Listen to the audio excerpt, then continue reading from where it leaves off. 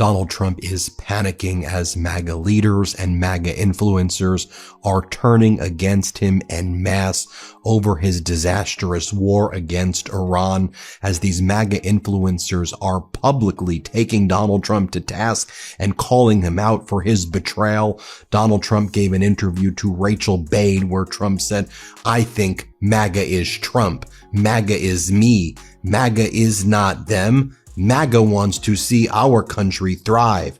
Be safe. MAGA loves what I'm doing. Every aspect of it. Iran, that is a detour that we have to take to keep our country safe and to keep other countries safe." Frankly, regarding Megyn Kelly, who was very loudly and vocally against Donald Trump today. And, she just goes wherever the wind blows. So, and she's been a MAGA sycophant recently. Donald Trump goes, "She needs to study her history book a little bit. She always criticizes me. She needs to study history more." With Tucker Carlson's criticism, Donald Trump says, "That has no impact on me." And he goes on to say, they always come back. The panicans need to relax. They need to stop panicking.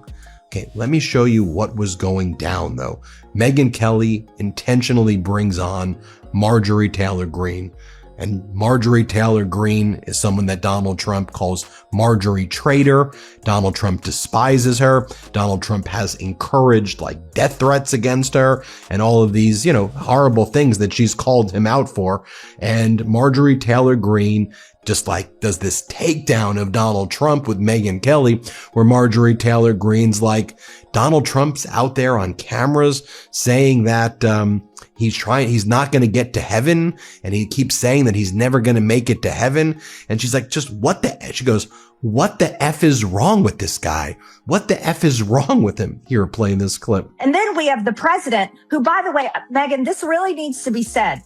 Donald Trump has said repeatedly on camera and in interviews, he doesn't think he's going to heaven. Well, I want to ask a question, a serious question. What is in his mind? What is his mental state? If he doesn't think he's going to heaven and he is a man towards the end, he's in the fourth quarter, he's towards the end of his life. How does that pan out for the rest of us when we have a president of the United States who doesn't think and is convinced he's not going to heaven? What does that mean his decision making is? He already said to the New York Post today that he doesn't care about the polling. He doesn't care about what the American people think, and he may put troops on the ground. He took this is going to be a few-day war, to now it's going to be maybe 4 weeks or more. I want to say, what is happening to the man that I supported, you supported, the man that denounced what happened in Iraq, the man that said no more foreign wars, no more regime change, promised it on the campaign. J.D. Vance promised it. Tulsi Gabbard promised it. All of them promised it. And we're a year in, and we're in another fucking war, and we've got American troops being killed. I think it's time for America to rip the Band-Aid off, and we need to have a serious conversation about what the fuck is happening to this country and who in the hell are these decisions being made for, and who is making these decisions. And Marjorie Taylor Greene says the following about Donald Trump and Hegseth. Let's play it. And Pete Hegseth said this morning, Megyn, he said that we didn't start this war. But I hate to argue with the Secretary of the Department of War. America and Israel definitely started this war, and you can't lie that away to the American people. And so, you know how I feel right now? I am irate. I am furious about this. We are nearly $40 trillion in debt. How much is this war going to cost us? We have seen enough of our American troops dead and murdered for foreign countries. And now we've had 4 dead and murdered, just like you said, for Israel and for the Iranian people, not for the American people. And I don't want to see any more dead and murdered. I mean, folks, even like MAGA sycophant Benny Johnson, you don't get much more of a MAGA sycophant than Benny Johnson. Here's what he has to say. We are the ones doing the attacking. Trump saying that they've sunk effectively all of the Iranian fleet. U.S. air bases, though, are hit in Qatar. Obviously, you could see that there are embassies under attack. So the law of unintended consequences here, man. Pray for stabilization. Pray for peace. That's why we advocate so firmly for America First policies on this program. This is the question for the administration. can you convince and sell to the American people that this is an America First policy? Next, you have podcaster Dave Smith, libertarian, who famously said, "I'm voting for Donald Trump in the 2024 election." He and his guests are like, Donald Trump is weak. He's stupid.